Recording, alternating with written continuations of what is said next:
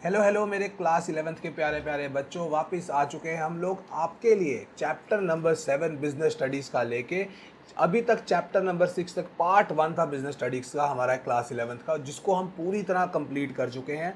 अब हम part number 2 पे आ चुके हैं, जिसके अंदर आपके 4 चैप्टर्स रहेंगे। दिस इज़ चैप्टर नंबर 7, जिसको हम बोलते हैं फॉर्मेशन ऑफ अ कंपनी, जो हम लोग पहले से पढ़ते आ रहे हैं कि हाँ भैया, there are different types of private organisation. जैसे पार्टनरशिप होता है, जैसे कंपनी है एक, उसमें से अनलिमिटेड पार्टनरशिप था, एक लिमिटेड लाइबिलिटी पार्टनरशिप था, एक हिंदू जॉइंट फैमिली बिजनेस था, एक तो सोल प्रोप्राइटरशिप था। तो अब हम आ चुके हैं पार्ट नंबर 2, जिसके अंदर आपको एक कंपनी के बारे में पढ़ना है। कैसे कंपनी को फॉर्म करते हो, कैसे उसके फाइनेंस को आप सोर्स करते हो, वो सब आप इसके अंदर पढ़ोगे। और अब हम मिलेंगे एक छोटे से इंट्रो के बाद।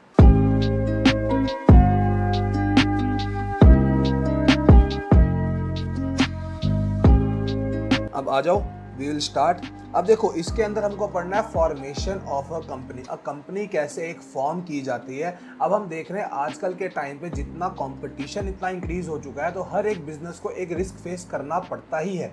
उसी के साथ साथ आजकल हमको बिजनेस के अंदर काफ़ी ज़्यादा फाइनेंस की सोर्स भी बहुत ज़रूरत है। अब हमको बिजनेस तो चाहिए, पैसा मिलेगा तभी तो बिजनेस कर सकते हैं। तो उसी के लिए हम लोग आजकल मैक्सिमम लोग, चाहे वो जैसी मर्जी ऑर्गेनाइजेशन चलाना चाहते हैं, मैक्सिमम लोग कंपनी फॉर्मेट को फॉलो कर रहे हैं। हमने पढ़ा था कंपनी के अंदर काफ़ी ज़्यादा एडवांटेजेस भी थे। उसी को ध्यान में रखते हुए उन लोगों ने कंपनी को फॉर्मेशन करने में, स्टार्ट करने में हेल्प करने शुरू कर दी है। अब इसके ऊपर हम लोग पढ़ेंगे इसकी वेरियस स्टेजेस क्या है। इस चैप्टर में हमें पढ़ना है कि कैसे कंपनी फॉर्म करती है, कैसे उसके स्टेजेस हैं। अब जैसे ही बंदे को एक आइडिया आएगा, अब फॉर एग्जांपल आप है, ठीक है ना, आपको समझ लो एक आइडिया आ गया दिमाग में कि मैंने ये बिजनेस करना है। अब उस आइडिया को आपने दिमाग में आने तक, और वहाँ से लेके आपने जब तक उस आइडिया को फ्रेम करके, पूरी उसके बारे में स्टडी करके, सब कुछ करके और बिजनेस को स्टार्ट कर दिया, उसको हम बोलते हैं stages in formation of a company.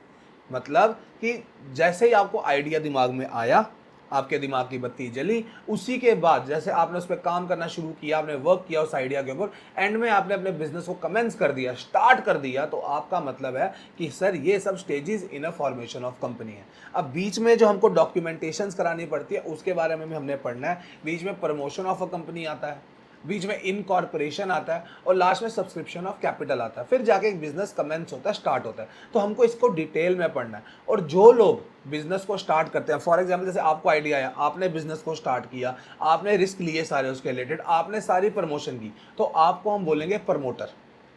Alright, जैसे कि एक बिजनेस है, मिस्टर ए बिजनेस स्टार्ट करना चाह, उनको एक मिस्टर ए है, उसको एक आइडिया है कि मैं बिजनेस करूंगा। उसके दिमाग में है कि मैं भाई एक, समझ लो मैं एक ना कंपनी में वो बनाऊंगा, एक कंपनी बनाऊंगा जिसके अंदर मैं कार्बोरेटर बनाऊंगा, मैं समझ लो मैं कोई डिस्क बनाऊंगा, मैं कोई हार्ड ड्राइव बनाऊंगा, मैं कोई पीसी बनाऊंगा। अब उसको दिमाग में आइडिया आ गया, उसने उसके बारे में स्टडी किया, स्टडी करके उसने बोला कि हाँ भाई, सारे डॉक्यूमेंट वगैरह वेरीफाई करवाए, उसके बाद उसने उस बिजनेस को स्टार्ट कर दिया। जब वो बिजनेस स्टार्ट हुआ, तो उसने वो स्टेजेस पूरी कंप्लीट कर दी। उसके बाद जब वो सारा रिस्क भी उसने लिया, सारा काम भी उसने किया, सारे डॉक्यूमेंट्स ही वेरीफाई उसने कराए, तो उसको हम बोलेंगे वो एक प्रमोटर है कंपनी का। इसी के बारे में हम पढ़ेंगे कि modern businesses require large amount of money. Due to increasing competition, risk is increasing. As a result, the company form of organization is being preferred by more and more business firms, particularly for setting up medium and large size organization. मतलब कि लोग आजकल company को follow कर रहे हैं ज़्यादा से ज़्यादा, क्योंकि उसके एडवांटेजेस काफ़ी बेटर थे बाकी सारी जगहों से।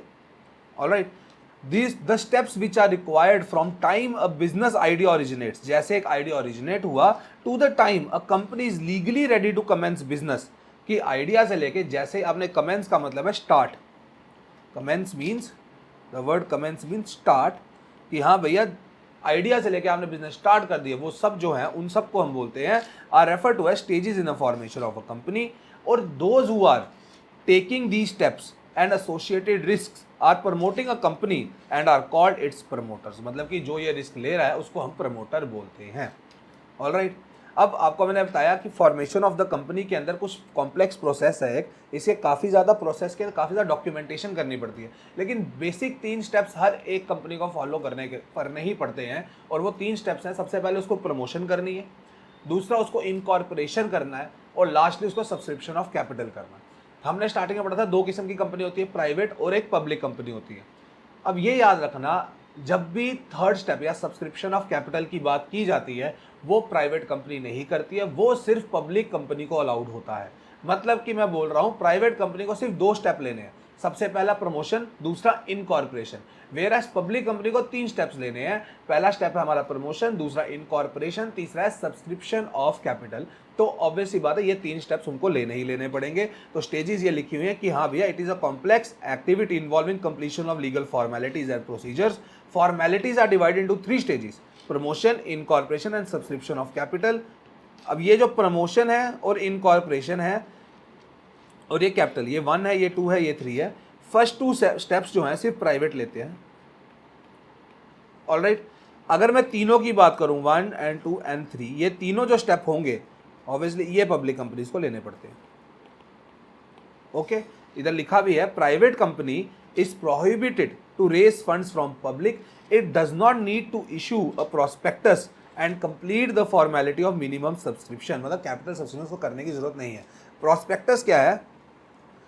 जैसे कि आप समझ लो, आप कहीं पर मॉल पे जाते हो या कहीं गाड़ी लेने के लिए जाते हो, गाड़ी लेने के समय उसको आपको एक दे दो ना, कागज़ देता है, उस पर गाड़ी की सारे फीचर्स लिखे होते हैं, डिफरेंट टाइप्स ऑफ गाड़ियाँ लिखी होती है कि ये हमारे पास ये गाड़ी है, ये गाड़ी है, ये गाड़ी है। अब जैसे i20 देखोगे, सेंट्रो देखोगे, उसके अंदर इयॉन लगी होगी हुंडई के पास, उसके अंदर क्रेटा लगी होगी। अब वो सबके फीचर्स लिखे होते हैं, उसमें बताते हैं कि हाँ भाई इस गाड़ी में क्या क्या फीचर है। वो एक प्रोस्पेक्टस है जिसके वजह से आपको आइडिया मिलता है। वैसे कंपनी जैसे रिलायंस है, जैसे टाटा है, वो भी अपने ना जिन्होंने शेयर बेचने होते हैं ना अपने मार्केट के अंदर, जैसे शेयर मार्केट में लोग लेते हैं ना, वो सब पब्लिक कंपनी के शेयर है। वो जो लेते हैं ना उनके पास एक प्रोस्पेक्टस होता है। प्रोस्पेक्टस में ना कंपनी के बारे में सब कुछ लिखा होता है कि कंपनी का गोल क्या है, कंपनी का विजन क्या है, कंपनी कैसे इस चीज़ को अपने नए नए आइडियाज़ कैसे लेंगे, कौन कौन इसके मेन हेड है, कौन कौन डायरेक्टर है, कौन कौन बोर्ड ऑफ डायरेक्टर है, सब कुछ लिखा होता है। तो ये सब कुछ उनको ध्यान में रखना पड़ता है, तब जाके वो लोग ये काम कर सकते हैं। तो प्रोस्पेक्टस एक बहुत ज़रूरी चीज़ है। प्राइवेट कंपनी को ज़रूरत नहीं है, पब्लिक कंपनी को सबसे ज़्यादा ज़रूरत है। अब पहला स्टेप क्या है? प्रमोशन। सबसे पहले कंपनी को करना क्या है? प्रमोशन ऑफ द कंपनी करनी है।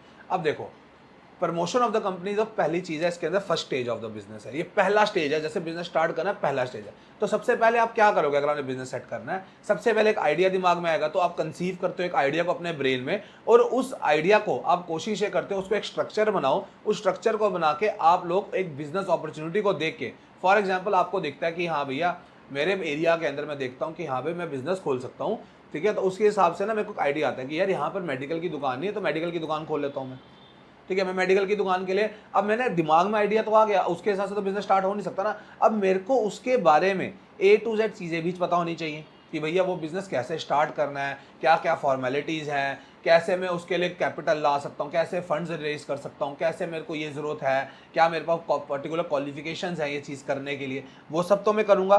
उसके बाद इस आइडिया को अगर मैं इनिशिएट करना चाहता हूँ, देखो आइडिया तो आपके पास हज़ारों होंगे, आइडिया तो एक इंसान के पास हज़ारों होते हैं, बट उस आइडिया को जब कोई इनिशिएट करता है और उसके हिसाब से अगर वो कंपनी उसके हिसाब से सेटअप कर देता है, तब जाके promotion of the company complete होती है। और वो लोग जो ये आइडिया जिनके दिमाग में आया है और जिन्होंने इस आइडिया में वर्क करके बिजनेस को स्टार्ट करने की कोशिश की है, उन लोगों को हम प्रमोटर्स बोलते हैं। मैं आपको पहले ही बताया था। देखो, promotion is the first stage in the formation of a company. It involves conceiving business idea and taking an initiative to form a company। कि initiative लेना जरूरी है to exploit the available business opportunity। मतलब कि जो opportunity हमें दिख रही है बाजार के अंदर, कहीं मार्केट के अंदर, उसको हमने उसको देख के एक आइडिया बनाया और उसके हिसाब से बिजनेस सेटअप कर लिया कि हम उसके उस पर पैसा कमाएंगे। It begins with somebody having discovered a potential business idea. If such a person or a group of person proceeds to form a company, then they are called promoters of the company। अगर वही लोग जिनको idea आया है वो लोग इस पे वर्क करते हैं और इस बिजनेस को सेटअप कर लेते हैं, उनको प्रमोटर बोलते हैं। A promoter is one who undertakes to form a company with reference to a given project and to set it going and who takes the necessary steps to accomplish that purpose. Alright, अब promoter है कौन है? Promoter ये तो कर रहा है, लेकिन हम किसको प्रमोटर बोल सकते हैं? As per section 69 of companies act, किसके है ये? कंपनीज एक्ट 2013, इसने इसको बताया है कि हाँ भाई प्रमोटर वो इंसान है जिसका नाम लिखा गया प्रोस्पेक्टस पे, या जिसको हम लोग प्रमोटर बोर्ड ऑफ डायरेक्टर बोलते हैं, who has been named as, कि हाँ उसका नाम है प्रोस्पेक्टस पे कि ये प्रमोटर है, और आइडेंटिफाइड बाय कंपनी कि in the annual return refer to the section 92 who has control over affairs of the company, मतलब कि उसका कंट्रोल भी होना चाहिए, जैसे एक डायरेक्टर का होता है, जैसे एक शेयर होल्डर का होता है, जैसे एक ओनर को होता है, शेयर होल्डर होता है हमारा ओनर, उसका वैसा कंट्रोल भी होना चाहिए। और तीसरा, in accordance with whose advice, in accordance with whose advice, directions or instructions the board of directors of the company is customers to act, मतलब कि उन लोगों को बोर्ड ऑफ डायरेक्टर को जो उनको बताएंगे वैसे वो काम करेंगे, वो है प्रमोटर्स। ऑलराइट, तीन चीज़ें प्रमोटर बनने के लिए, प्रोस्पेक्टस पे नाम लिखा हो या कंपनी ने उसको आइडेंटिफाई किया हो, दूसरा कि उस बंदे का डायरेक्ट कंट्रोल होना चाहिए बिजनेस पे, चाहे डायरेक्ट हो चाहे इनडायरेक्ट हो, और तीसरा क्या है कि वो बोर्ड ऑफ डायरेक्टर जैसा काम करेंगे उसके कहने पे करेंगे, इंपॉर्टेंट। और अब देखो, अब ये तो है नहीं ना हवा में एक भी बिजनेस सेटअप हो जाता है, उसके लिए बिजनेस वाले को उसको फिजिबिलिटी स्टडी करनी पड़ती है। प्रमोटर असेंबल करता है रिसोर्सेज को, जैसे कि जो इंपॉर्टेंट रिसोर्सेज है हमारी, फिजिबिलिटी स्टडीज हम पढ़ेंगे अभी, लेकिन जो रिसोर्सेज है जैसे कि हमको मैन चाहिए, मटेरियल चाहिए, लैंड चाहिए, बिल्डिंग चाहिए, हम लोगों को समझ लो मशीनरी चाहिए, टेक्नोलॉजी चाहिए, वो सब भी अरेंज वो करेगा, नेसेसरी डॉक्यूमेंट्स भी वो बनाएगा, और उसके साथ साथ वेरियस एक्टिविटीज़ लेगा जो कंपनी हमारी रजिस्टर हो जाए। ऑब्वियसली ना, एक कंपनी बनानी है, अब अगर आपने दुकान भी खोलनी है उसको रजिस्टर कराना जरूरी है, वैसे कंपनी अगर खोल रहे हो तो वो रजिस्टर होगी, रजिस्टर कहाँ होगी, रजिस्ट्रार ऑफ कंपनीज के पास। हर एक स्टेट में होता है ये, हर एक स्टेट का अपना रजिस्टर ऑफ कंपनीज है, ठीक है। जैसे दिल्ली में होगा, दिल्ली में है, ये दिल्ली यूटी है, दिल्ली में भी होगा, बॉम्बे में होगा, ऑलराइट, महाराष्ट्र का अपना होगा, ठीक है, उससे झारखंड का अपना होगा, असम का अपना होगा, यहाँ पर जाके कंपनी रजिस्टर होती है और मेन काम इनका होता है, और यही लोग हमको सर्टिफिकेट देते हैं कि आप बिजनेस स्टार्ट कर सकते हो। और ये जो सारे काम रजिस्ट्रार के पास जाके इंसान करते हैं उनको हम प्रमोटर ऑफ द कंपनी बोलते हैं, ऑलराइट। अब फंक्शंस क्या है प्रमोटर के, इंपॉर्टेंट फंक्शंस कौन कौन से प्रमोटर परफॉर्म करता है। सबसे पहला तो यही है कि उसको आइडेंटिफाई करना पड़ता है बिजनेस आइडिया को, उसको आइडेंटिफाई करना पड़ेगा बिजनेस अपॉर्चुनिटी को। जब तक उसके दिमाग में बिजनेस अपॉर्चुनिटी नहीं आती है कोई भी, तब तक तो वो कुछ नहीं कर सकता। जैसे उसको बिजनेस अपॉर्चुनिटी आ गई कि हाँ भाई, द अपॉर्चुनिटी में भी प्रोड्यूसिंग, अब अपॉर्चुनिटी क्या हो सकती है, नया प्रोडक्ट बनाना, समझ लो नया मैं प्रोडक्ट बना रहा हूँ, नई कोई सर्विस दे रहा हूँ, समझ लो मैं कोई नया प्लांट शुरू कर रहा हूँ वापस, मैं समझ लो कोई एग्जिस्टिंग कोई मेरी चीज़ चल रही थी उसको मैं इनोवेट करके देता हूँ, या समझ लो मैं कोई नई टेक्नोलॉजी लेके आता हूँ, वो सब जो है ना वो आइडेंटिफाई है, मैं सबको बिजनेस अपॉर्चुनिटी आइडेंटिफाई कर रहा हूँ। It means producing new product service और making some product available through different channel, कि समझ लो मैं पहले ऑफलाइन काम करता था, मैं ऑनलाइन भी अपना सामान कर रहा हूँ, पहले मैं फ्लिपकार्ट करता था, मैं अमेजॉन पे भी बेच रहा हूँ। और अपॉर्चुनिटी हैविंग इन्वेस्टमेंट पोटेंशियल, कि हाँ भाई मैं कोई नया और इन्वेस्टमेंट करना चाहता हूँ, इन्वेस्टमेंट पोटेंशियल है, ऑलराइट। फिर फिजिबिलिटी स्टडी मैं आपको बता रहा था ना। अब देखो, आइडिया आना, आइडिया तो आपके दिमाग में हज़ार है, लेकिन उसके बारे में हमको ना हर एक स्टडी करनी पड़ती है, तो उसकी स्टडीज़ को हम बोलते हैं फिजिबिलिटी स्टडी। फिजिबल का मतलब है क्या ये, फिजिबल का मतलब क्या होता है, क्या ये काम करने लायक है।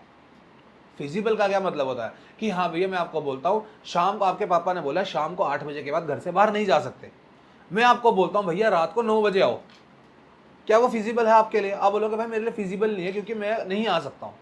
इसी चीज़ को हम बोलते हैं फिजिबिलिटी स्टडीज़।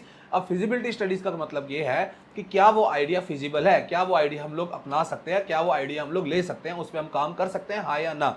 तो प्रॉफिटेबल, फिजिबल है कि प्रॉफिटेबल है वो, ऑब्वियसली बिजनेस को चाहिए प्रॉफिट। अगर वो आइडिया प्रॉफिटेबल है, अगर वो आइडिया में प्रॉफिट मेरे को मिलेगा, तभी मैं बिजनेस करना चाहूंगा कि हाँ भाई मैं सारा convert all identified business opportunities into real projects. अगर मुझे लगता है कि ये बिजनेस के में प्रॉफिट मिलेगा, मैं उसको एक रियल प्रोजेक्ट में अपनाऊंगा। The promoters takes detail feasibility studies to investigate all aspects of business they intend to start. अब देखो, हर बिजनेसमैन को तो पता नहीं होगा ना क्या अपॉर्चुनिटी सही है, तो इसलिए वो एक्सपर्ट्स या स्पेशलिस्ट के पास जाता है। जैसे मैं गया किसी एक्सपर्ट के पास कि सर मुझे बताओ ये मेरे 15-20 आइडिया है, इनमें से कौन सा मोस्ट फिजिबल है। तो एक्सपर्ट्स जो हमारे एक्सपर्ट्स हैं, जो हमारे स्पेशलिस्ट हैं, वो हमें हेल्प करेंगे। अब हेल्प करके ना, अब ये नहीं है कि अगर उन्होंने हमको हेल्प किया कि भाई फिजिबिलिटी स्टडीज करने में, कि वो भी प्रमोटर कहलाए। They will not be called as promoters. वो बेशक हमारी हेल्प कर रहे हैं, उनको फीस ले लेंगे, वो पैसे ले लेंगे, लेकिन वो प्रमोटर नहीं होंगे। पहली चीज़ ये याद रखनी है, जो स्पेशलिस्ट हमारी हेल्प करते हैं प्रमोटर की, बिजनेस को स्टडी करने के लिए, फिजिबिलिटी स्टडी करने के लिए, अपॉर्चुनिटी को, उसको हम प्रमोटर नहीं बोलेंगे। और दूसरी चीज़, जो उसको स्पेशलिस्ट बोलेगा ना कि हाँ भैया, एक्सपर्ट बोलेगा कि हाँ भैया ये फिजिबल है, इस पे आपको पॉजिटिव रिजल्ट मिलेंगे, वो बिजनेस हम टेकअप कर लेंगे कि हाँ भाई promoters take help of expert specialist to conduct the studies. The experts do not become promoters, very important line, just because they are assisting the promoters in the studies. Only when these investigations throw up positive results the promoters may decide to actually launch a company. Alright, अब feasibility studies 3 किस्म की होती है। एक होती है हमारी technical, एक होती है फाइनेंशियल, और एक होती है हमारी इकोनॉमिक। अब देखो, टेक्निकल फिजिबिलिटी स्टडी कौन सी होगी? फॉर एग्जांपल, आपकी कंपनी को कोई चीज़ प्रोडक्शन में लगे आनी है, कोई नया प्रोडक्ट बनाना है, समझ लो नया मोबाइल बना रही है आपकी कंपनी। अब नए मोबाइल के अंदर आप नई टेक्नोलॉजी जो लेके आना चाहते हो ना, वो इंडिया में अवेलेबल नहीं है, और जिस देश से आप, हो सकता है किसी और देश में अवेलेबल है, समझ लो इटली में अवेलेबल है, समझ लो फ्रांस में अवेलेबल है, उस देश से हम लोग इंपोर्ट भी नहीं कर सकते क्योंकि हमारे देश के रिलेशन अच्छे नहीं है अभी उसके साथ चल रहे। तो हमारे लिए वो जो प्रोजेक्ट है वो टेक्निकली अनफिट है, वो टेक्निकली हमारे प्रोडक्ट जो है ना, वो टेक्निकली जो हमारा प्रोजेक्ट है वो फिजिबल नहीं है, क्योंकि हमारे पास पर्टिकुलर रॉ मटेरियल नहीं है, पर्टिकुलर टेक्नोलॉजी नहीं है ताकि हम वो स्टडी को कंडक्ट कर सकें। टेक्निकल समझ आ गया। दूसरा है फाइनेंशियल। फाइनेंशियल का मतलब पैसे। फॉर एग्जाम्पल, मैंने अब समझ लो, अब वो फ़ोन बनाने का मेरा बजट है टोटल 50 करोड़ रुपये। 50 करोड़ रुपए मेरे को बोल तो दिया कि 50 करोड़ रुपए लगेंगे भैया, तब जाके आपके ना ये 200 मॉडल बन जाएंगे जिसको हम मार्केट में टेस्टिंग के लिए दे सकते हैं। 50 करोड़ लगाने पड़ेंगे। और बंदा बोलता है यार 50 करोड़ रुपए लगाने पड़ेंगे मेरे को, मेरी कंपनी के बाद अभी जब मैं अरेंज करके आया मेरे पास सिर्फ 30 करोड़ बना। अब वो 30 करोड़ मेरे पास है, ऑब्वियस सी बात है कि मेरे को इतना पैसा चाहिए और मेरे पास इतने पैसे ही नहीं है ताकि ये प्रोजेक्ट को मैं कर सकूं।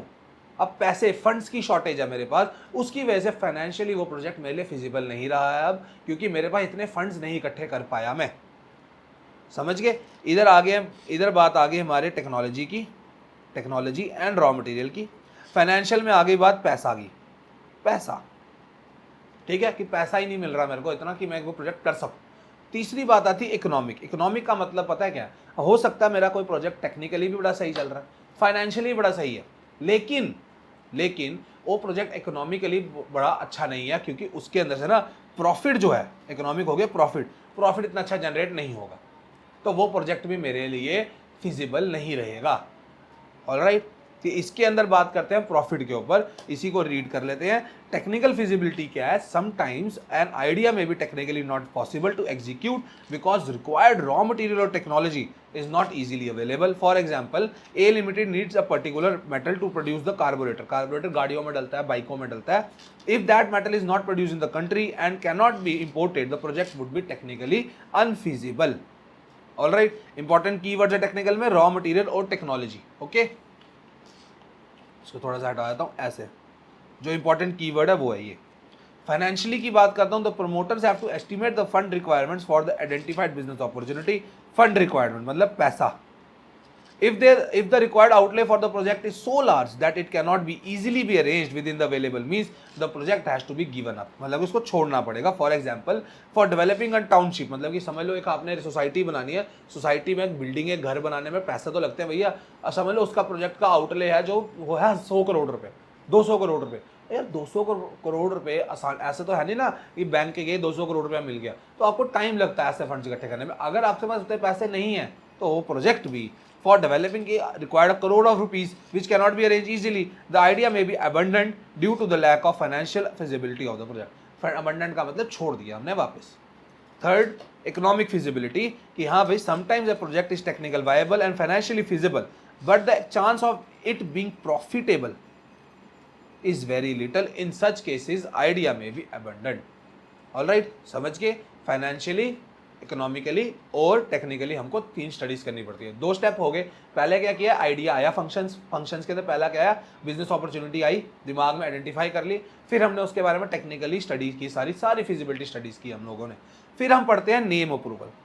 अब देखो, अब हमको लगा कि भैया सब जगह से साउंड हो गया, प्रोजेक्ट मेरा हो गया।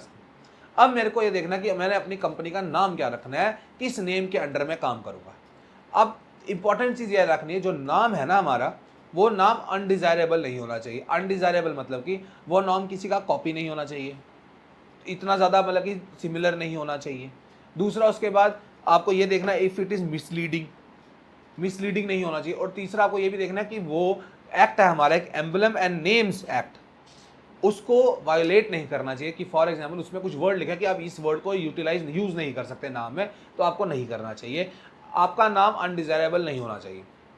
अब देखो, आप as a businessman, as a promoter, आप तो बहुत नाम सोच सकते हो ना। अब आप देखो कि फॉर एग्जांपल अंजलि केमिकल्स किसी का चल रहा है, और मैं भी अंजलि केमिकल्स नहीं बना सकता हूँ। तो ऑब्वियस सी बात है मुझे थोड़ा सा नाम चेंज करना है। मैं हो सकता है AJLI कर लूँ, ठीक है, यहाँ मैं ANJLI कर लूँ, ये भी अंजलि का साउंड कर रहा है, तो मैं थोड़ा सा इससे थोड़ा मिसमैच करके मैं बना सकता हूँ। तो अंजलि केमिकल्स मैंने भी खोल लिया, ये चीज़ याद रखनी है। और इसी वजह से अब देखो हमको तो पता नहीं ना कौन सा नाम वो सिलेक्ट करेंगे, कौन सा नाम लोगों ने लिया है, वो तो कहीं भी चल रहा होगा ना इंडिया में।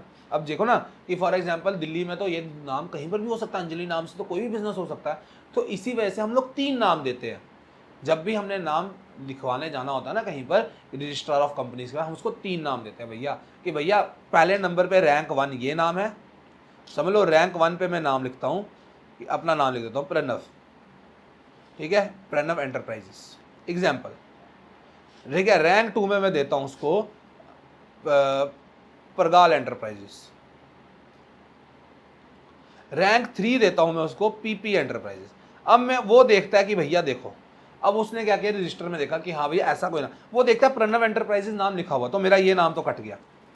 हो सकता है उसको दिखाओ कि हाँ भैया PP एंटरप्राइजेस में लिखा है लेकिन परगाल एंटरप्राइजेस नहीं लिखा हुआ, वो मुझे ये नाम दे देगा कि एज कि हाँ भाई मैंने जो रैंक दिया था उसके हिसाब से मुझे नाम मिल जाएगा। तो नेम अप्रूवल यही है कि हाँ भैया अनडिजायरेबल नहीं हो जाए। अब इसको रीड करते हैं हम लोग, क्या लिखा है।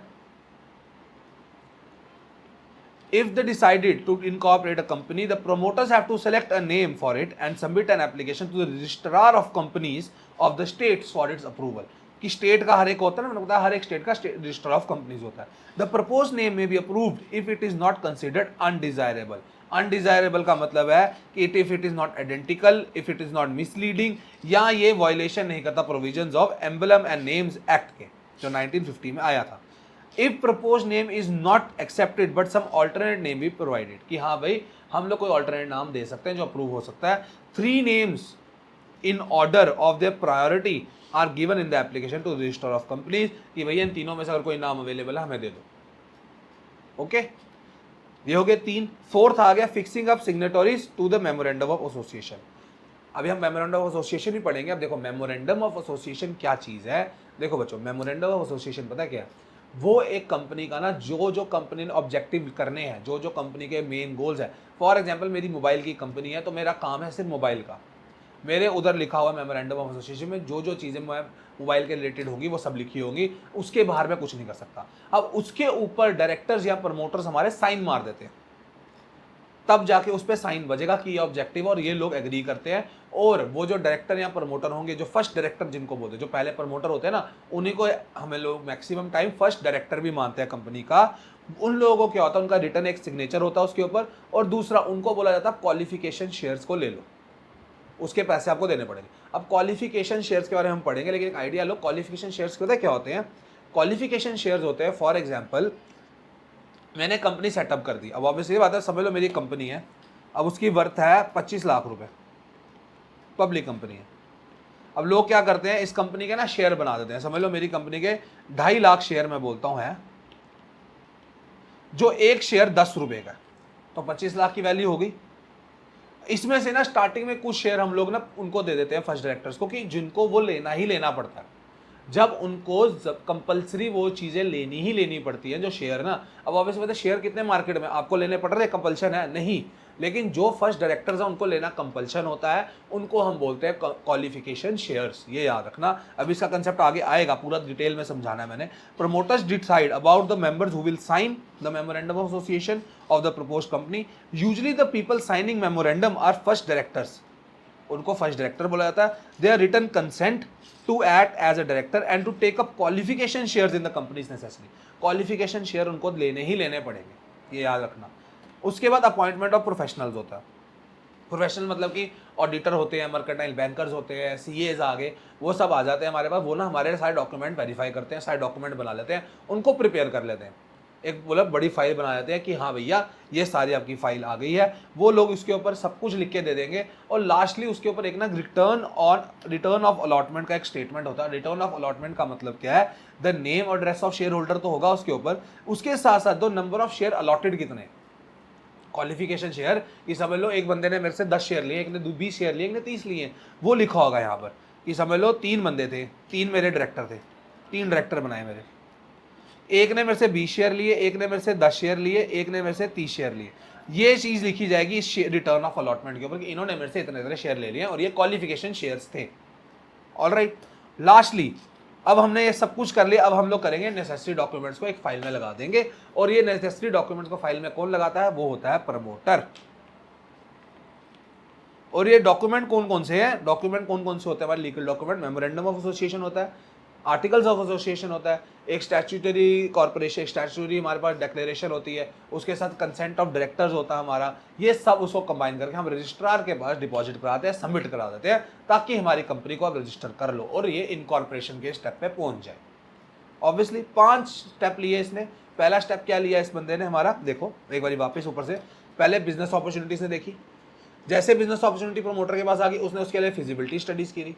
जब फिजिबिलिटी स्टडीज उसका प्रोजेक्ट बिल्कुल सही लगा उसको, फिर उसने नाम के लिए गया वो, जब उसको नेम अप्रूवल मिल गया, फिर नेम अप्रूवल के बाद उसने चौथा स्टेप किया, उसने सिग्नेटरीज ढूंढे जो मेमोरेंडम ऑफ एसोसिएशन पे साइन मारेंगे। जब उसने वो तीनों चीजें कर ली, फिर उसके बाद वो गया हमारे पास, उसने प्रोफेशनल उस बंदे नेम अप्रूवल के बाद उस बंदे ने हमारे अपॉइंटमेंट ऑफ प्रोफेशनल किए, वही मैं बोल रहा था अपॉइंटमेंट ऑफ प्रोफेशनल किए, और लास्टली उस बंदे ने सारे डॉक्यूमेंट को प्रिपेयर कर दिया और नेसेसरी डॉक्यूमेंट को डिपॉजिट करा दिया। फिर हम आगे documents required to be submitted. अब ये जो लीगल डॉक्यूमेंट्स मैंने आपको बताए, अब इनके बारे में हम पढ़ेंगे कौन कौन से डॉक्यूमेंट सबमिट कराना जरूरी है। सबसे पहले मैं आपको बता रहा था मेमोरेंडम ऑफ एसोसिएशन को डिपॉजिट कराना जरूरी है। अब मेमोरेंडम ऑफ एसोसिएशन क्या है सर? मेमोरेंडम ऑफ एसोसिएशन क्या है? जिसके अंदर आपकी कंपनी के सारे ऑब्जेक्टिव्स, किसके लिए कंपनी स्टैंड हुई है। मेरी मोबाइल कंपनी है, ऑब्वियस सी बात है, मैं मोबाइल कंपनी के रिलेटेड मोबाइल वाले के लिए कि हाँ भाई मेरे ये मोबाइल बनाना है, मेरे मोबाइल के अंदर इतने इतने मॉडल होंगे, ये सब कुछ लिखा जाएगा। मतलब कि the main objectives of the company उसमें लिखे जाएंगे, पहली चीज। दूसरी चीज, जो भी ऑब्जेक्टिव से बाहर, उस ऑब्जेक्टिव के बाहर हम लोग काम करते हैं ना, वो इलीगल है, वो इलीगल है, वो याद रखना। जो मेन ऑब्जेक्ट, जैसे हमारे ऑब्जेक्टिव है इधर का कि स्टूडेंट्स को पढ़ाना, अब मैं स्टूडेंट्स को यहाँ पर सिर्फ पढ़ा सकते हैं हम लोग, स्टूडेंट्स को हम पढ़ाएंगे, उसके रिलेटेड अगर हम लोग स्टूडेंट्स को पढ़ाना हमारा मेन ऑब्जेक्टिव, वो मेमोरेंडम ऑफ एसोसिएशन में लिखा गया कंपनी के। लेकिन मुझे एक बात बताओ, अगर मैं बोलता हूँ यहाँ पर मतलब कि अब मैं ऑनलाइन कोचिंग दे रहा हूँ, ऑफलाइन नहीं लिखा हुआ ना, तो मैं ऑफलाइन नहीं पढ़ा सकता बच्चों को, मैं ऑनलाइन ही पढ़ा सकता हूँ। कंपनी का रूल है भैया, मेमोरेंडम ऑफ एसोसिएशन में लिखा है मैं ऑनलाइन क्लासेज है हमारी, ऑफलाइन नहीं है, तो मैं ऑनलाइन पढ़ा सकता हूँ। अगर मैं ऑफलाइन कराता हूँ, बोलो इलीगल चीज़ मानी जाएगी, ठीक है। दूसरी चीज़, मेमोरेंडम क्या चीज़ है? मेमोरेंडम एक चीज़ है, उसके ऊपर सारा कुछ डिफाइन किया जाता है। आर्टिकल हमारा जो होगा वो होगा 2 सब सेक्शन 56, जिसके अंदर बोला जाएगा कि मेमोरेंडम वो चीज़ है जिसको आप लोग एक बार बना देते हो, या उसको टाइम टू टाइम आप थोड़ा चेंजेस ला के आते हो। जैसे फॉर एग्जाम्पल मैंने अब उसको ऑफलाइन करना है, तो मैं मेमोरेंडम ऑफ एसोसिएशन को वापस ठीक करूंगा, ठीक है ना। वो ठीक नहीं कर सकते हम लोग, याद रखना मेरी बात, होता नहीं है ठीक, लेकिन हो सकता है चलो एक आइडिया के लिए कि इसको ऑल्टर कर सकते हैं थोड़ा सा हम लोग, बीच में थोड़ा सा ऑल्टर कर लिया हम लोगों ने, और उसके बेसिस हमने वापस शुरू कर दी चीज़। 2, तीसरा मैं बोलता हूं, जो साइन मारेंगे, जो उनको बताया ना फर्स्ट डायरेक्टर साइन मारेंगे, उन लोगों को उसका साइन उनका जरूरी है होना, और दूसरी चीज उनको क्वालिफिकेशन शेयर लेना जरूरी है। मेमोरेंडम ऑफ एसोसिएशन पे साइन करेंगे तभी डायरेक्टर बनेंगे, दूसरी चीज क्वालिफिकेशन शेयर लेंगे। ऑलराइट, फोर्थ उसके अंदर है कि इसका एक टेबल है, ठीक है। और लास्टली ये याद रखना, पब्लिक और प्राइवेट कंपनी के ना दोनों में अलग अलग चीजें हैं। अगर आपकी कंपनी प्राइवेट है तो आपको मिनिमम 2 डायरेक्टर चाहिए जो मेमोरेंडम ऑफ एसोसिएशन पे साइन मारेंगे, मिनिमम 2 बंदों के साइन चलेंगे। लेकिन अगर पब्लिक कंपनी है, जैसे कि रिलायंस है, अगर आपके शेयर मार्केट में बिकना चाहते हैं, आप देखते हो पब्लिक को भी शेयर बेचने हैं आपने कंपनी के, तब आपके मिनिमम 7 लोगों का साइन, 7 डायरेक्टर का साइन होना चाहिए, ये लिखा है मैंने। ओके, ये मेमोरेंडम ऑफ एसोसिएशन है। ये एक फॉर्मेट आपकी बुक में बना हुआ है कि अगर आपकी कंपनी लिमिटेड बाय शेयर्स है तो टेबल ए फॉलो कर लो, लिमिटेड बाय गारंटी है टेबल बी फॉलो कर लो, ऐसी चीज होती है। अब इसके ना कुछ क्लॉजेज है। सबसे पहला क्लॉज नेम क्लॉज, जो हमने नाम पहले ही अप्रूव करा लिया रजिस्टर ऑफ कंपनी के पास, हम लोग रजिस्ट्रार ऑफ कंपनी के पास गए थे ना नेम अप्रूवल के लिए, 3 नाम दिए उसको, उनमें से जो हमको उसको मिला कि हाँ इस पे नाम पे कुछ नहीं है तो अब ये नाम ले लो, तो नेम अप्रूवल हमको मिल गया। ऑलराइट, तो नेम अप्रूवल कब हमको मिल गया, नेम क्लॉज। उसके बाद आता है रजिस्टर्ड ऑफिस क्लॉज। हमारा हेड ऑफिस कहाँ होगा? जैसे रिलायंस का हेड ऑफिस महाराष्ट्र मुंबई में है, ठीक है ना, रिलायंस का हेड ऑफिस मुंबई में है, महाराष्ट्र के अंदर। ऑलराइट, अब मुझे एक बात बताओ, ये जो चीज है ना, मेन हेड ऑफिस होता है ना, हर कंपनी का होता है, आरबीआई का भी एक हेड ऑफिस है मेन, उस दूसरी कोई भी कंपनी नाम ले लो, ठीक है, जैसे कि कोई इंश्योरेंस कंपनी का नाम ले लो, हर एक कंपनी का अपना हेड ऑफिस होता है। एप्पल का हेड ऑफिस क्या है, यूएसए में है, ठीक है। उस हिसाब से हर एक कंपनी का हेड ऑफिस होता है। अब ये जो हेड ऑफिस है ना, अब यहाँ आप लोग प्रमोशन की स्टेज में आपने हेड ऑफिस नहीं ढूंढ पाए, आप लोग आपने बता दे, लेकिन ये सर महाराष्ट्र व इस जगह के आसपास हम लोग ढूंढ रहे हैं। अब ये रजिस्टर ऑफ कंपनीज को बता सकते हो कि हमने कहीं पर बात कर ली है, हम लोग यहाँ पर खोलेंगे। लेकिन अगर आप उसको अभी तक नहीं बता पाए हो नाम, लेकिन जैसे ही आप सेकंड स्टेप आपने कंप्लीट कर लिया, इनकॉर्पोरेशन आपकी कंपनी की हो गई है, सेकंड स्टेप आपका इनकॉर्पोरेशन है ना, अगर वो आपने कर लिया, उसके विद इन 30 डेज आपको अपना रजिस्टर्ड ऑफिस का एड्रेस बताना पड़ेगा। मतलब कि जैसे ही अगर पहले, अब ऑब्वियसली बात है, मेरे भी दिमाग में आइडिया ही है, मैंने थोड़ा बहुत स्टेप ले लिए हैं, ठीक है। रजिस्टर ऑफ कंपनी वालों को मैं वो बोलता है, मेरे को भाई बिजनेस कहाँ खोल रहे हो, मैं बोलता हूँ सर हमने ना इस जगह पे बिजनेस खोलना है, ये लोकेशन है, तभी हम आपके पास आए हैं। वो बोलता है चलो ठीक है, लेकिन जब आपको हम इनकॉर्पोरेशन के लिए बोल देंगे ना, आपको 30 दिनों के अंदर अंदर हमको ना मेन ऑफिस का अपना एड्रेस सबको देके जाना पड़ेगा। अगर आप नहीं देके जाओगे तो ये चीज़ हम गलत मान लेंगे। वो कहते हैं ठीक है, विद इन 30 डेज। ऑलराइट, यही चीज लिखी है मैंने, exact day address of the registered office is not required at this stage, but it is must be notified to registrar within 30 days. Within 30 days लिखा हुआ है of the incorporation, मतलब incorporation कौन सा हमारा, ये हमारे second stage है, अभी हम प्रमोशन पढ़ रहे हैं, ठीक है। फिर आता है object clause. Object clause is the most important clause, जिसके अंदर आपके कंपनी के सारे ऑब्जेक्टिव लिखे जाएंगे कि why the company is established, क्यों कंपनी का मेन ऑब्जेक्टिव क्या है। मेरी कंपनी फोन बनाती है तो मैं फोन वाला काम करूंगा, ऑलराइट, कि जिसके लिए कंपनी लिस्ट हुई है। कोई भी ऑब्जेक्टिव के आउटसाइड में काम करता हूं जो इस पे लिखा हुआ है, ठीक है ना। फॉर एग्जाम्पल मेरे इधर लिखा हुआ ऑनलाइन काम करना है और मैं ऑफलाइन करता हूं, तो वो चीज़ गलत मानी जाएगी, मैंने आपको पहले बता दिया। और तीसरी चीज़, अगर अब फॉर एग्जाम्पल देखो ना, ऑनलाइन कोचिंग करनी है, अब मेमोरेंडम ऑफ एसोसिएशन मैंने नहीं लिखा कि मुझे कैमरा भी लेना है, मैंने नहीं लिखा कि मैंने अपने कंपनी की प्रमोशन भी करनी है, तो ऑब्वियसली बात है ये तो करना जरूरी पड़ेगा ना मेरे को भाई। तो इन चीज़ों को भी वैलिड माना जाएगा। कभी कभी आप चीज़ें नहीं लिखते हो, लेकिन जो आपका मेन गोल है उसको अचीव करने में इसने हेल्प किया, आपको मेन गोल को अचीव करने के लिए आपको हेल्प किया है, तो इसको हम लोग वैलिड मानेंगे। ये याद रखना इसके अंदर कि it must be noted that any act which is essential for attainment of the main objects या main objective of the company is deemed to be valid although not mentioned stately explicitly in the memorandum of association. 3 हो गए। Fourth, liability clause क्या है। Liability clause का मतलब क्या हो गया, देखो अब आपने कंपनी के शेयर ले लिए, समझ लो आपने कंपनी से 10,000 रुपए के शेयर लिए, मतलब टोटल 10,000 रुपीज, जिसके अंदर से आपने उनको 5,000 रुपए दे दिए हैं और 5,000 रुपए बाद में देने हैं, आपने इंस्टॉलमेंट में देने हैं। अब हुआ क्या, कंपनी को थोड़ा नुकसान हो गया, कंपनी बोलती है मुझे पैसा दो। कंपनी आपसे कितने पैसे मांग सकती है, हमने पढ़ा था, जब हमने कंपनी पढ़ा था उस पर हमने पढ़ा था, इसके अंदर जो लायबिलिटी है वो कितनी है, वो लिमिटेड है, अनलिमिटेड नहीं होती है। तो लिमिटेड लायबिलिटी का मतलब ये है, कंपनी अगर मेरे पास 5,000 रुपये बचा हुआ है तो मेरे से कंपनी 5,000 रुपये ही ले सकती है। आपसे समझ लो कंपनी का 4,000 बचा हुआ तो आपसे कंपनी 4,000 ही ले सकती है। किसी से बंदा समझ लो कि 9,000 बचा, वो 9,000 ही ले सकती है, वो उससे 20,000 नहीं निकलवा सकती। तो ये लिमिटेड लायबिलिटी जो हमारा लायबिलिटी क्लॉज है, ये यही बताता है कि मेंबर्स उतने ही पैसे देंगे जो अभी तक अनपेड है शेयर्स के ऊपर। Amount unpaid on the shares owned by them, जैसे कि a person has purchased 1000 shares of 10 each, मतलब कि टोटल कितना हो गया 10 इंटू 10,000, 10 इंटू 1000 टोटल हो गया उसका 10,000 रुपये। उसमें से लिखा हुआ है कि उस बंदे ने पेड 6 पर शेयर दे दिया हुआ, मतलब कि उस बंदे ने 6 पर शेयर कितना हो जाएगा हमारा 6 रुपये, 1,000 रुपये दिए हैं उसने, 6,000 दे चुका है, 10,000 बनता था, कितना रह गया 4,000 रुपये रह गया भाई उसका अभी तक जो उसने नहीं दिया। अब कंपनी को नुकसान हुआ तो उसको कंपनी को सिर्फ 4,000 ही देना है, इंपॉर्टेंट। और लास्ट में बात आती है कैपिटल क्लॉज। अब कैपिटल क्लॉज क्या है बच्चों, देखो कैपिटल क्लॉज का मतलब ये है कि फॉर एग्जांपल आपकी एक कंपनी चल रही है, आपकी कंपनी की मैं आपको बताता था वर्थ है समझ लो 25 लाख रुपए, 25 लाख आपकी कंपनी की वर्थ है, तो आपने इस कंपनी की कैपिटल को आपने शेयर में डिवाइड किया। शेयर में कैसे डिवाइड किया, आपने बोला कि भैया 2.5 लाख शेयर है मेरी कंपनी के और 10 रुपए का एक है, ठीक है। आपने इसके अंदर यही मेंशन करना है कि भाई मेरी कंपनी की कैपिटल है 25 लाख रुपए की, उसको मैंने 2.5 लाख शेयर में डिवाइड किया और 10 रुपए का एक है। यहां अगर मैं समझ लो 50 लाख लिखता हूं, 50 लाख मेरी कंपनी की वैल्यू है, मैं बोलता हूं कि भैया मेरे जो कंपनी की वैल्यू 5 लाख है, 10 रुपए का एक शेयर है, जिसने भी खरीदना 10 रुपए का शेयर खरीद लो एक। तो 50 लाख वैल्यू बन जाएगी। और ये चीज मेंशन करना जरूरी है, और कंपनी इसी के ऊपर रहेगी।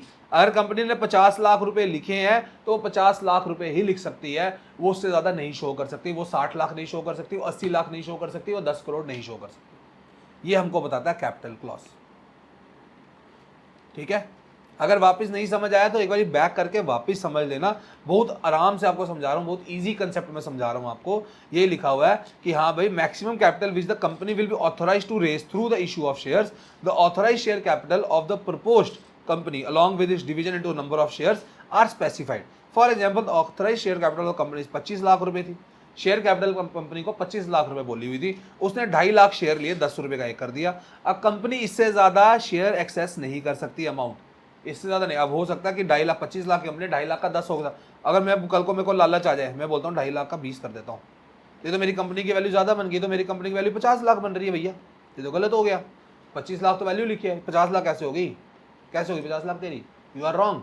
इसी बात पे बात की गई है। कैपिटल क्लॉज भी होता है। तो कितने क्लॉज पढ़े हमने, 5। कौन कौन से इंपॉर्टेंट क्लॉज है मेमोरेंडम ऑफ एसोसिएशन के अंदर? पहला क्लॉज कौन सा था, नेम, ऑलराइट। दूसरा था रजिस्टर्ड ऑफिस, जो हमको 30 दिन के अंदर अंदर बताना पड़ता है जब हम इनकॉर्पोरेशन कर लेते हैं। तीसरा हमने पढ़ा ऑब्जेक्ट क्लॉज, जिसके अंदर सारे ऑब्जेक्टिव ऑफ द कंपनी लिखे जाएंगे। फोर्थ हमने पढ़ा लायबिलिटी, कितनी लायबिलिटी आपको देनी है। और फिफ्थ हमने पढ़ा कैपिटल क्लॉज, कितनी कैपिटल आपकी कंपनी की ऑथराइज शेयर कैपिटल कितनी होगी, ऑलराइट। फिर आता है सेकंड मोस्ट इंपॉर्टेंट डॉक्यूमेंट, जिसको हम बोलते हैं articles of association. Articles of association क्या है? अब देखो, मेमोरेंडम ऑफ एसोसिएशन तो हो गया आपका कि ऑब्जेक्टिव ऑफ द कंपनी, जो सब पढ़ेंगे। Articles of association are for the internal management, कि आपकी मैनेजमेंट इंटरनली क्या क्या रूल्स फॉलो करेगी।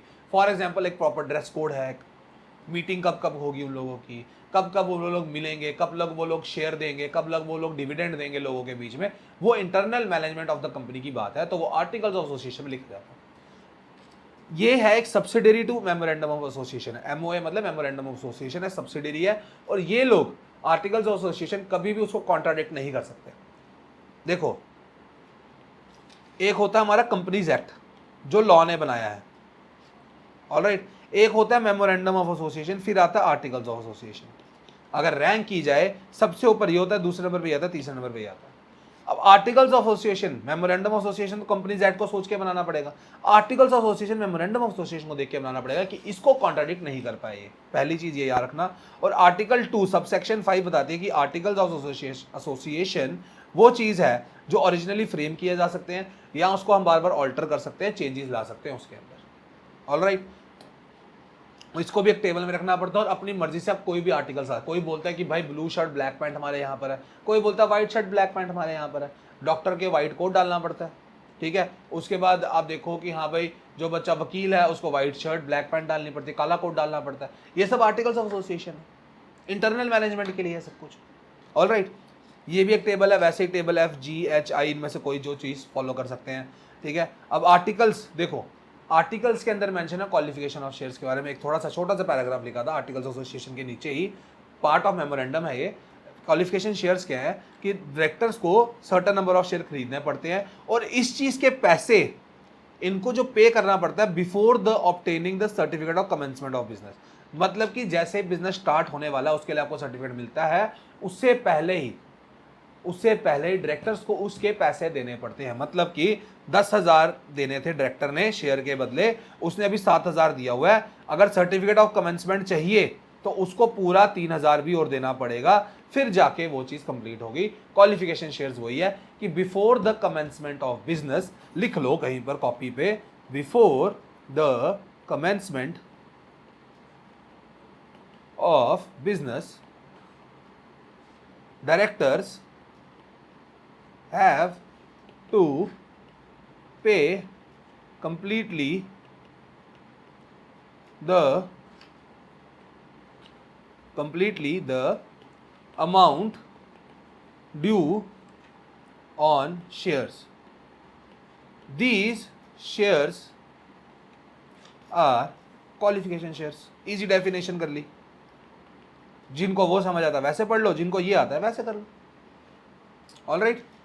अब आर्टिकल्स में क्या क्या चीज़ें आती है मैं आपको बता रहा था ना, आर्टिकल्स एसोसिएशन अपने हिसाब से है। उसमें क्या आ सकता है, number and value of shares, preference share कौन से होंगे, अलॉटमेंट ऑफ शेयर कैसे होंगे, शेयर को अगर ट्रांसफर करना है कैसे होगा, वोटिंग कौन कौन कर सकता है मीटिंग के अंदर, सील मतलब कि उनका जो स्टैंप है वो कौन सी होगी, रेम्यूनरेशन मतलब कि सैलरी ऑफ डायरेक्टर्स कितनी होगी, रेम्यूनरेशन का मतलब होता है salary, general meeting, director meeting, dividend, dividend हो गया जो हम लोग शेयर पे पैसा देते हैं, शेयर क्या प्रीमियम बोलते हैं जिसको हम लोग, रिजर्व होते हैं हमारे प्रॉफिट सेव्ड बाय कंपनी, जो कंपनी अपने बैंक अकाउंटों में संभाल रखती है, कल को अगर फ्यूचर में ग्रोथ करनी है उसके लिए। अकाउंट्स कौन हमारे ऑडिट कौन करेगा, वाइंडिंग अप अगर कंपनी बंद करनी है तो कैसे होगी, वो आर्टिकल्स ऑफ एसोसिएशन में लिखा जाता है। फिर हम आते हैं, हमारा जरूरी चीज है कंसेंट, मेमोरेंडम बना दिया, ठीक है, अब हमने आर्टिकल्स बना दिए, अब हम आते हैं consent of proposed director. Consent मतलब कि उनका साइन कि भैया आप लोग डायरेक्टर बन रहे हो, ठीक है, तो a written consent is of each director is required confirming that they agree to act in that capacity and undertake to buy and pay for qualification shares. मतलब कि उन लोगों ने, हमने पढ़ा था ना उसके ऊपर कि हाँ भैया डायरेक्टर्स जो है उनके साइन चाहिए होते हैं, सिग्नेटरी चाहिए होते हैं हम लोगों को मेमोरेंडम ऑफ एसोसिएशन के लिए, वैसे कंसेंट चाहिए, उनका साइन ले लिए कि हाँ भैया ये डायरेक्टर बनेंगे और ये लोग क्वालिफिकेशन शेयर खरीदेंगे।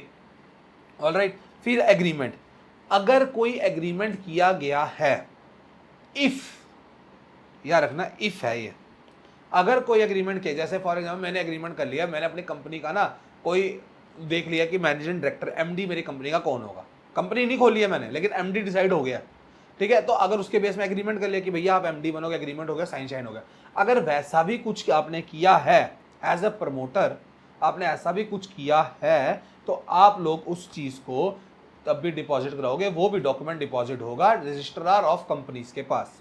उसके बाद स्टैट्यूटरी डिक्लेरेशन, स्टैट्यूटरी डिक्लेरेशन क्या होगा कि आप लोग ना समझ लो आपने एक पूरी फाइल दी है, फाइलें दे दी है आपने सारी, इसमें सब कुछ लिखा हुआ है, आपके सारे memorandum, articles, consent of director, सब कुछ उसमें दे दिया आपने। उसके साथ साथ ना आप एक एप्लीकेशन लिख के देते हो कि भैया जो जो डॉक्यूमेंट कराए दिए हैं मैंने वो सच है, वो बिल्कुल ट्रू है, उसमें गलत कुछ नहीं लिखा हुआ है, उस पर आप साइन मार के देते हो, that is called statutory declaration.